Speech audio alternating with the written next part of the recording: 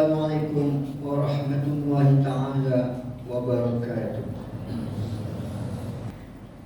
Alhamdulillahil qa'id. A'udzu billahi minasyaitonir rajim.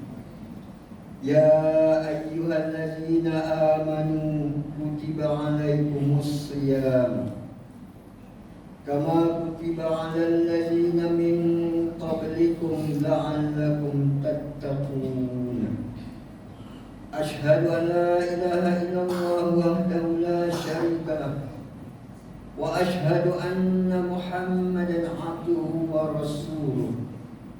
Allahumma shalli wa sallim wa barik ala sayyidina Muhammad wa ala alihi wa sahbihi ajma'in. Amma ba'd. Fa ya ayyuhal muslimun ittaqullah usikum wa iyaya bittaqullah faqad faza muttaqun. Qala Allah ta'ala ya ayyuhalladzina amanu ittaqullaha haqqa tuqatih wa la tamutunna illa wa antum muslimun. Muslimin yang dirahmati Allah sekalian, marilah kita berusaha meningkatkan ketakwaan kehadirat Allah Subhanahu wa taala dengan melaksanakan segala perintahnya serta meninggalkan segala larangannya, supaya kita termasuk golongan orang-orang yang beroleh kebahagiaan di dunia dan di akhirat. Khutbah hari ini bertajuk puasa meningkatkan ketakwaan umat Islam.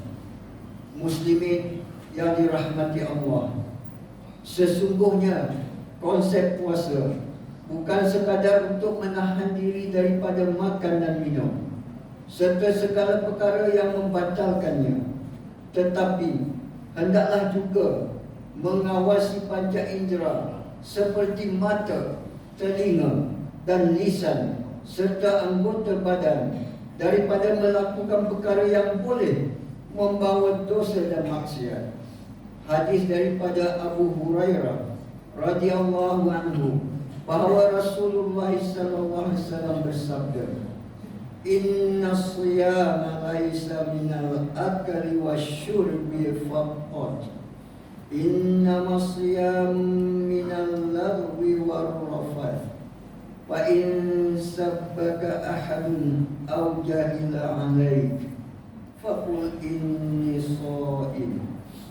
Puasa itu bukan sekadar menahan diri daripada makan dan minum, tetapi puasa yang sesungguhnya menahan daripada perkara yang sia-sia dan keji.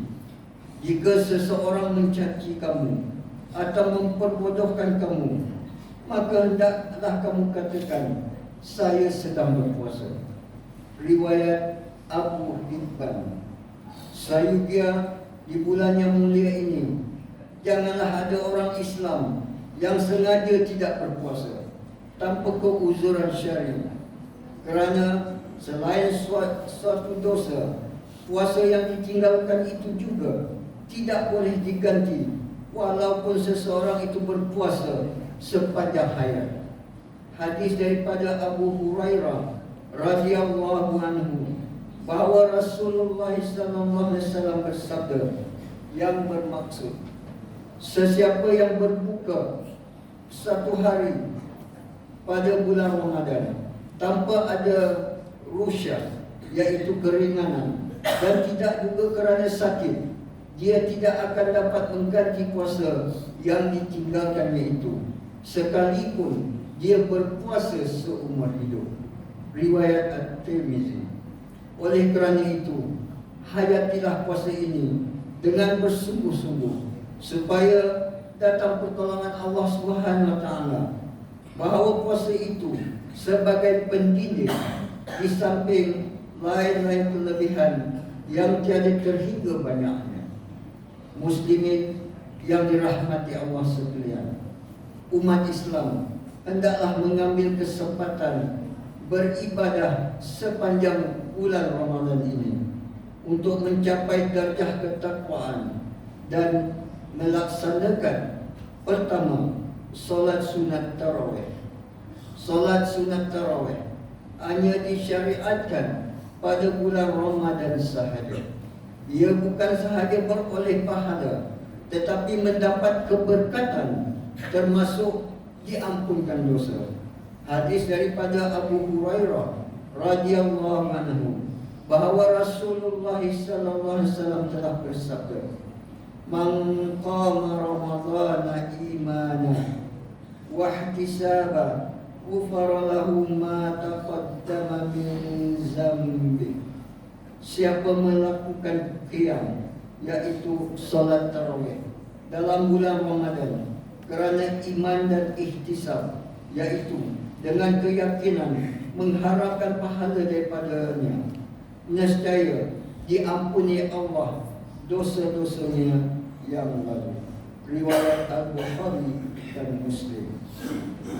Perkataan qam dalam hadis ini berarti berdiri, maksudnya melakukan solat, termasuk juga lain-lain bentuk ibadah seperti berzikir, membaca Al-Quran, i'tikaf dalam masjid dan sebagainya. Sementara ungkapan akan diampunkan dosa-dosa yang lalu adalah merujuk kepada dosa-dosa kecil sahaja, kerana dosa-dosa besar hanya dapat diampunkan dengan bertaubat dan berjanji tidak akan mengulanginya lagi. Hal ini menunjukkan bahawa puasa dan solat tarawih merupakan dua amalan asas pada bulan Ramadan. Amatlah rugi sekiranya kita tidak bersedia melapangkan masa untuk solat tarawih 20 rakaat seperti yang telah dilakukan di Masjidil Haram Mekah dan Masjid Al-Nabawi di Madinah. Solat tarawih hanya dilakukan pada bulan Ramadan sahaja, tidak disunatkan pada bulan-bulan lain. Para sahabat Rasulullah SAW dan orang-orang yang soleh dahulu mengalirkan air mata apabila berpisah dengan bulan Ramadan, kerana bimbang tidak akan bertemu lagi Ramadan tahun akan datang atas faktor kesihatan dan usia. Kedua, infaklah harta. Bulan Ramadan adalah waktu yang istimewa kepada mereka yang menginfakkan harta. Infak yang wajib seperti zakat fitrah dan yang sunat seperti sedekah dan wakaf. Mengenai kewajiban zakat fitrah, seperti hadis riwayat Ibnu Abbas radhiyallahu anhu, katanya, farada Rasulullah sallallahu alaihi wasallam zakat al-fitri tuhratun lis-siyam min al-lagwi war-rafath wa tughmatan lil masakin. Rasulullah sallallahu alaihi wasallam telah memfardukan zakat fitrah untuk menyucikan orang yang berpuasa daripada kata-kata dan perbuatan yang keji, dan untuk memberi makan golongan miskin. Riwayat Abu Dawud dan Ibnu Majah.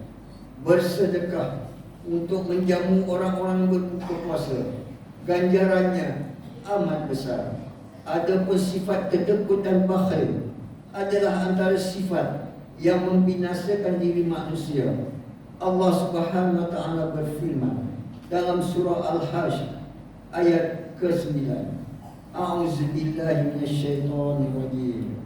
Wa may yuqa shuhha nafsihi fa ulaika humul muflihun.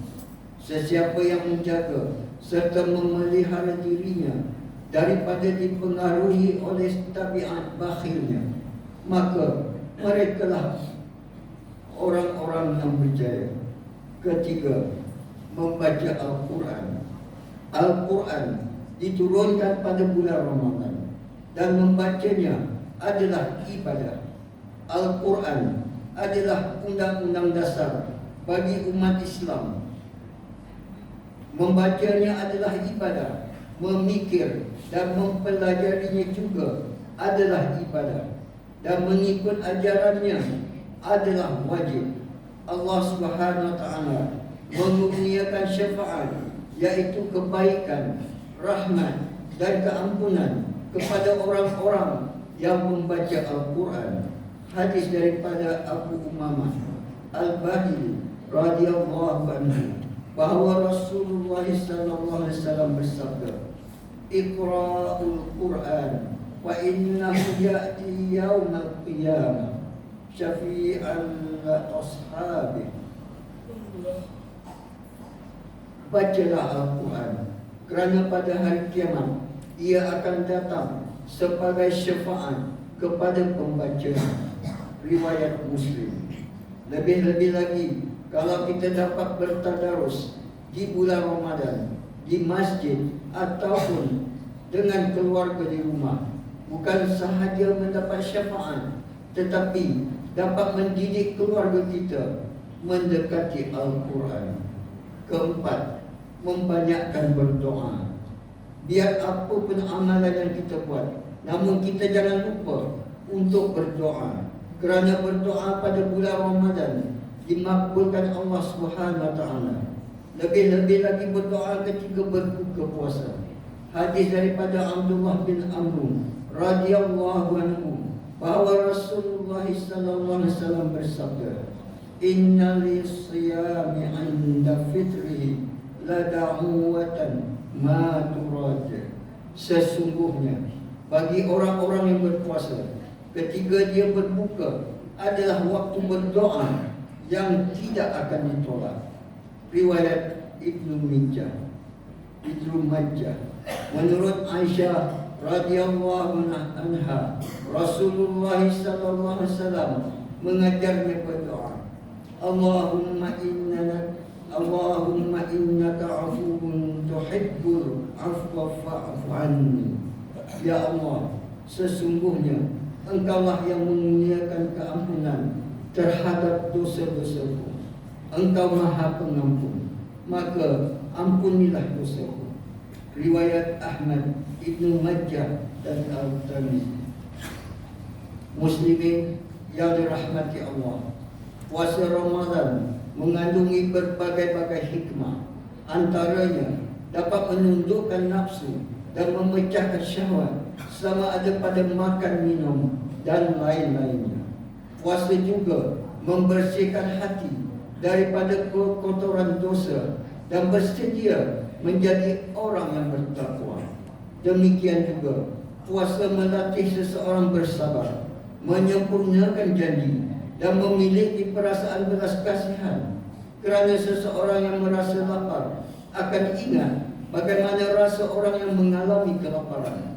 Semoga datanglah perasaan belas kasihan dan bersedia memberi pertolongan kepada yang memerlukan. Puasa juga melembutkan hati. Hati yang lembut akan merasakan nikmatnya bermunajat serta berzikir kepada Allah Subhanahu wa taala. Oleh kerana itu, hayatilah puasa dengan bersungguh-sungguh supaya datang pertolongan Allah. Bahawa puasa itu sebagai pelindung di samping lain-lain kelebihan yang tiada terhingga banyaknya, adalah disarankan supaya kita dapat meningkatkan ilmu dan mengetahui permasalahan mengenai ibadah puasa, supaya puasa kita diterima oleh Allah Subhanahu wa taala. Muslimin yang dirahmati Allah, bagi mengakhiri khutbah pada hari ini, marilah kita menghayati saranan berikut. Pertama, umat Islam hendaklah yakin bahawa puasa dalam bulan Ramadan adalah perintah yang wajib ditunaikan oleh setiap orang Islam. Kedua, umat Islam hendaklah mengetahui bahawa ada hukum hakam yang bersangkut paut dengan masalah puasa, supaya puasanya menepati hukum syarak. Ketiga, umat Islam hendaklah istiqamah melaksanakan ibadah di sepanjang Ramadan dengan berpuasa pada waktu siang dan mengerjakan ibadah sunat pada waktu malam supaya memperolehi keberkatan bulan yang mulia ini. A'udzubillahi minasyaitonirrajim. Wa idza sa'alaka 'ibadi 'anni fa inni qarib ujibu da'watad da' idza da'an falyastajibu li wal yu'minu bi la'allahum yarshudun. Dan apabila hamba-hambaku bertanya kepadamu tentang aku, maka jawablah bahawasanya aku adalah dekat. Aku mengabulkan permohonan orang-orang yang berdoa. Apabila ia memohon kepadaku, maka hendaklah mereka itu memenuhi segala perintahku, dan hendaklah mereka beriman kepadaku agar mereka selalu berada dalam kebenaran. Surah Al-Baqarah ayat 186. Barakallahu li wa lakum fil Qur'anil azim wa nafa'ani wa iyyakum bima fihi minal ayatil wazikril hakim wa taqabbala minni wa minkum tilawatah innahu was-sami'ul alim. Aqulu qawli hadza wa astaghfirullahal azim li wa lakum wa lisa'il muslimin wal muslimat fastaghfiruh innahu huwal ghafurur rahim.